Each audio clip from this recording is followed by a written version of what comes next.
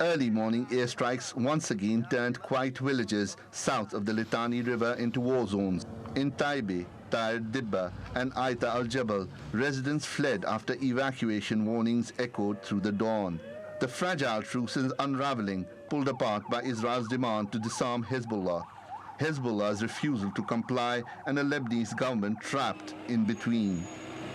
In recent weeks, Israel has intensified operations targeting alleged Hezbollah sites, while UNIFIL calls the strikes clear violations of Security Council Resolution 1701.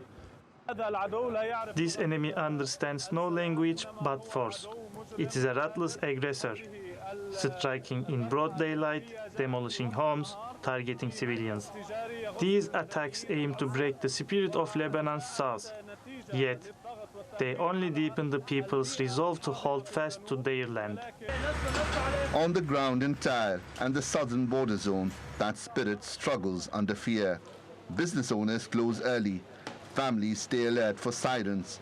The war they thought faded still lives in the drones above and the rubble beneath. The war never truly ended. It just changes form. We still live it every day. It will only end when Israel leaves Lebanon completely, when no drones circle above, when no house is bombed, and when stepping outside no longer means risking your life. In Beirut, the government speaks of diplomacy and restraint. War under any pretext will lead nowhere. The Lebanese people cannot endure further pain. Lebanon has exhausted all means to deter Israeli violations. Now, negotiation is the only viable path to end the attacks and protect our civilians. This approach enjoys broad national and international support, a path toward recovery and rebuilding.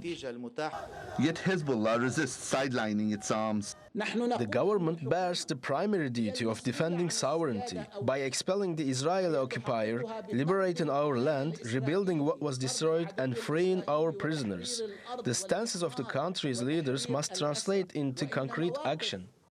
And Israel makes no secret of its objective.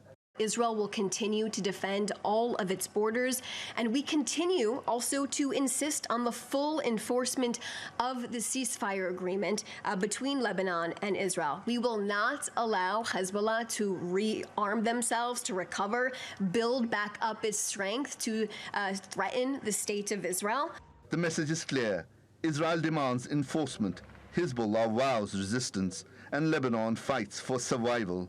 A fragile standoff on the edge of collapse.